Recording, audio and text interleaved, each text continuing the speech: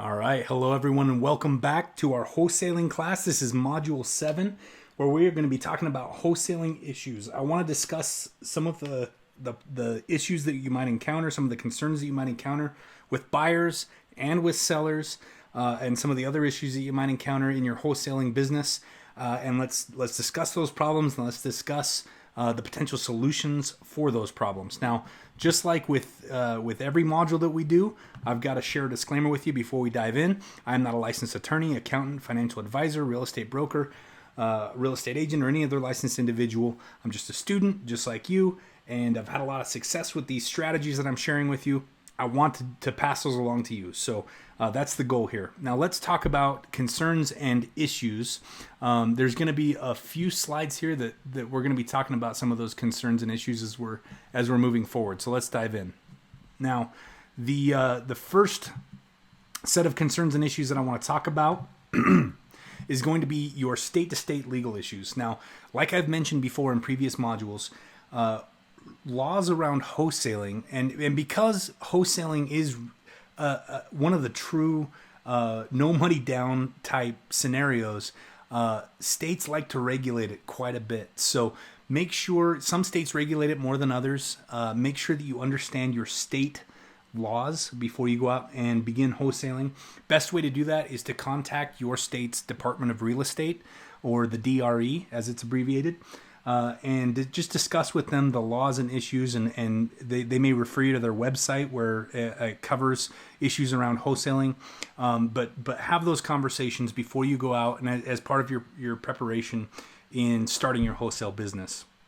Now, there are some states where, wholesaling, many aspects of wholesaling are illegal, and they provide just a very narrow path for you to be able to legally execute a wholesale deal. So you want to understand that and what constitutes illegal flipping or wholesaling in the state that you live in, or in the state that you're working in. The other is banking regulations. Now, some banks want to see a chain of title, and doing a strategy like a dual close, which we talked about in the last section, in the last module, may create a problem for specific banks. So if your end buyer is planning on getting traditional financing through a major bank and getting a mortgage to fund a deal, you want to make sure that you talk to the bank about their requirements for chain of title, because a quick change of title where you buy it and then sell it to another investor that same day may create a problem for the end buyer. So make sure that you understand those things as you're going into it. Also, how you receive your fee is something that differs from state to state. So there are legalities. Certain states require you to be a licensed real estate agent if you're taking a fee as a commission. So you want to be aware of those regulations, and the best policy in your wholesaling business is just to do everything above board, to do everything legally, morally, and ethically. So the first step to doing everything legally, morally, and ethically is to understand what the legalities are, and in this case specifically, how you get paid. Different states have different laws, so make sure you're aware of that so that you can follow those laws to avoid any unnecessary problems, right? The next is a volume business. So, a lot of times with wholesaling, with certain states, just the very nature of running a business that, does high volume, attracts scrutiny. So you're going to be looked at by your state very closely if you're making a lot of money doing it versus if you're just doing one or two a quarter. So keep that in mind as you start to build up your business to a point where you are doing very high volume. You need to make sure, as your volume increases, that so does your compliance with the laws and with the regulations, because it will attract more scrutiny if you're making more money doing it. Now let's take a minute and talk about some of the objections that you will see from buyers. The first one is practice overcoming objections and be prepared for any of them that come your way. Although it's important to know how to overcome all objections, not every objection is worth overcoming. So what you'll find is that as you talk to homeowners, there may be like 24 objections that you get in total. Now, granted, and I'm not talking about per transaction. I'm talking about ever, right? It's the same problems that you encounter over and over and over again. So what I've done is I've kind of created a mental canned response for each objection that I've heard, and I suggest that you make it a good practice to write down any of the objections that you encounter as you're talking to buyers, and also write down solutions. If you were able to resolve that objection on the spot, write down to remind yourself how you did it.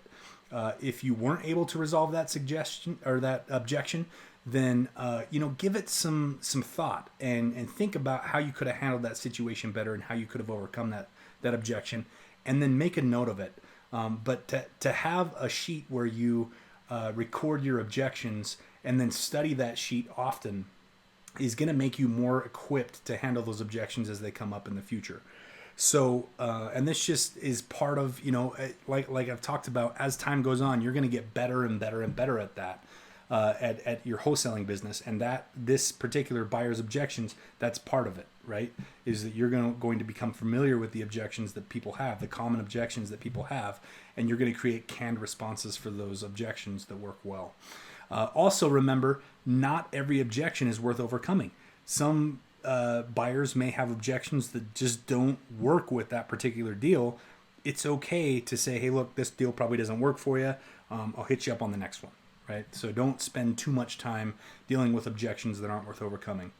The next thing is your property is being sold as is, where is. As a wholesaler, you're not going to put any money into fixing it up yourself, right? So don't waste time with buyers that want certain things a certain way before they're willing to buy the property. If they're not willing to take it as is and where is, then it's probably not worth your time to pursue that buyer on that specific deal. Doesn't mean that buyer is not going to be good for another deal, so leave them on your list, but that particular deal may not be good for that buyer. If a buyer objects with an objection that can't be overcome, move on to another buyer. Don't spin your wheels and spend hours and hours and hours trying to fit a round peg into a square hole. It's just not worth it. Find the buyers that match the property. And if you've reached out to buyers that don't match the property, don't waste time on trying to make it fit. Now let's move on to sellers' objections. So let's talk about some of the seller's objections. You need to listen to all of the objections from the seller. Now, common sense should rule, but listen to their problems. This is all about them. You only have a product to turn around and sell because of the sellers, right? So it's very important that you listen to all of the sellers' objections. It's very important that you're knowledgeable around many different strategies in real estate so that you can provide a solution to these people. But, this is about them, so make sure that you listen to their objections. And as you're listening, be thinking about ways that you can resolve their problems and resolve their concerns so that you can turn their property into a viable deal. So listening to their objections is important. Don't commit to buy their property until the time is right. So once you've listened to all of their problems and all the concerns they have about selling their property to you, make sure that you have a solution in mind for them that's going to work for them and for you. We have a saying in real estate, and I've said this before.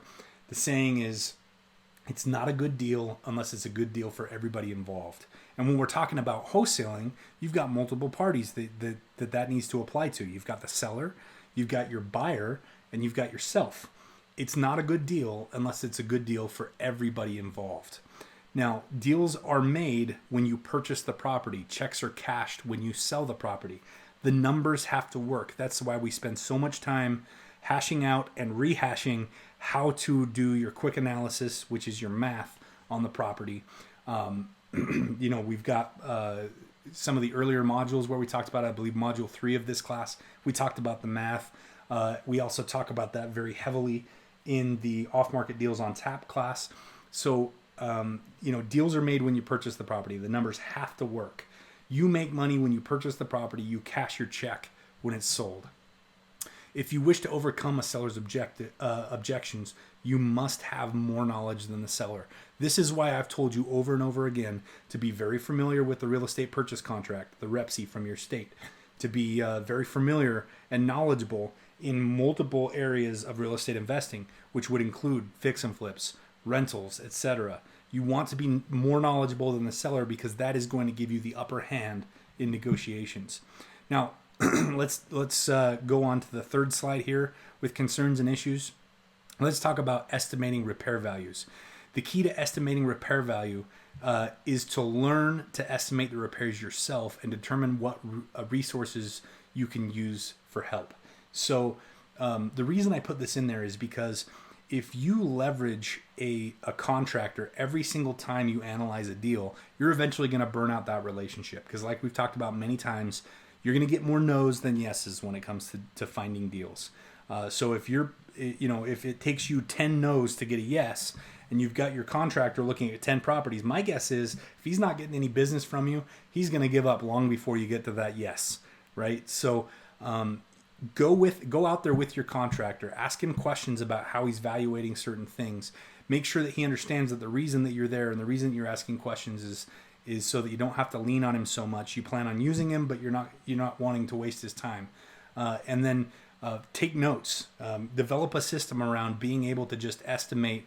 And when I say estimate, you don't have to get an exact number, so don't stress about that. Just learn how to get a close number on how to estimate repairs and determine what resources you can use for help.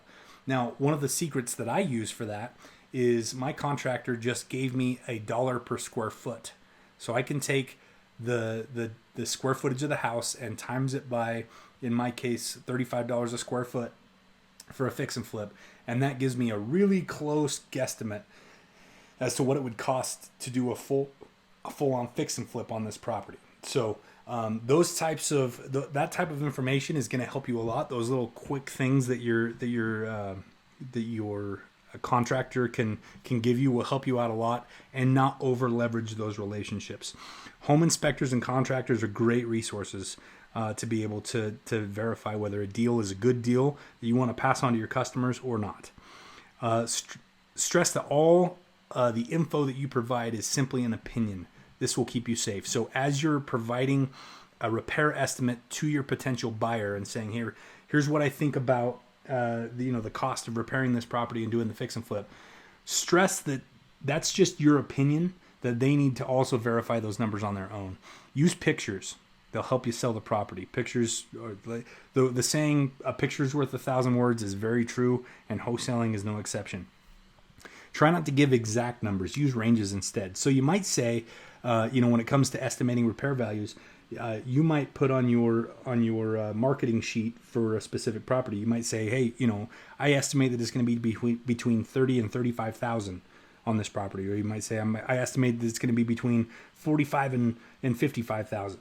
You just give a range instead of an exact number, because that will keep you safe and it'll keep your reputation safe as you're selling these properties to other investors. Never use top range numbers. Always average out. So when you're running your ARV, when you're sharing your estimated repair values, etc., use averages. Don't go for the top shelf number. Don't go for the number that's going to make your deal look the best, because most likely it's not going to be the top number. It's going to be the best. It's going to be the average. That is where it's going to kind of shake out. So always use average numbers. Be conservative with it, because your reputation is at stake. If wholesaling is something you want to do long term, your reputation is going to be very important. It'll basically be the life or death of your wholesaling business. So make sure that those averages are conservative, that your numbers are conservative as you pass those on to other investors. You'd rather, if they're going to be surprised, you'd rather have it be a pleasant surprise where they make more money than you estimated that they were going to make, rather than the other way around. Be realistic with your numbers. If you have to, make a guess. That's okay, but not all the time. Don't make it a habit of guessing. And if you're gonna make a guess, make it a reasonable guess. Don't be bombastic with your numbers. If you think that something's gonna cost $40,000 to fix, don't say, hey, you could probably get this done for $25,000. That's not a good guess. Be realistic, be conservative with your numbers. It will keep your reputation intact. And again, reputation as a wholesaler is the most valuable thing you can have when it comes to your buyer's list. So let's jump on to number 4. So number 4, let's talk about funding sources and strategies. So we talked in the last module, I believe, about the difference between a dual close wholesale versus an assignable wholesale. Obviously, assignable is easier. I definitely like to do assignable wholesales when I can, but sometimes you just have to do dual close. So having funding sources in place like debt lenders, equity partners, that's important. It's still important to make sure that you've got the relationships in place to raise that money. Be sure that your buyers have the funding lined up as well. The last thing you want to do is think that you're going to make a $5,000 wholesale fee, get to closing, and realize that your buyer has no funding lined up. That's something that you can do for them if you have those relationships. And when you do that, you can charge more for your wholesale. So as an example, instead of charging $5,000, you could charge $10,000 because you lined up the funding for them. So, that just creates a more valuable product as you're doing your wholesaling business. Also, prioritize your buyers list by their ability to close quickly. One of the questions you should be asking on your buyers list as you're adding people to that buyers list is, how quickly can you close? Do you have the money for these properties lined up already, or is it something that you'd have to go out and find on a case-by-case basis? Give a higher priority to the ones that have the money ready to go, because that will serve you well in being able to turn around quickly. Let's talk about marketing your property quickly. Use systems to make this easy. I like using email systems like MailChimp or Constant Contact or some of the other email platforms that are out there, because then I can just go in and create it once and click a button and it goes out to my entire wholesale list. Now, you do need to keep your wholesale list up to date, but that is something that you can just link with your Google Sheet as your buyers list, and then it makes it really easy to just go in and create one document, send it out to everybody, and then you can also track the analytics of who opened that email and who didn't. So they provide a lot of really cool tools, but using systems is what streamlines your business. So don't take the DIY attitude of, I'm just going to do this all myself. I'm going to do it the old-fashioned way. I'm going to make these phone calls. Use systems to make this easy. Use email, use text messages. Phone calls is a great way to do it. In fact, if you've got an automated dialer, that's a fantastic way to do it. But make sure that you research your state laws around marketing wholesale properties. I've noticed that a lot of the state laws and the variance in the state laws has to do with how you as a wholesaler are marketing the properties that you have for sale. So make sure that you're familiar with the state laws. I know I'm beating a dead horse here, but make sure that you're familiar with the state laws specifically around how to market those properties so that you don't get in trouble. Because sometimes you can market a property and even inadvertently you make yourself look like you're an agent, and then you get in trouble for not having a license. So you don't want to do that. Stay away from that. Get familiar with your state laws by reaching out to your state's Department of Real Estate or DRE.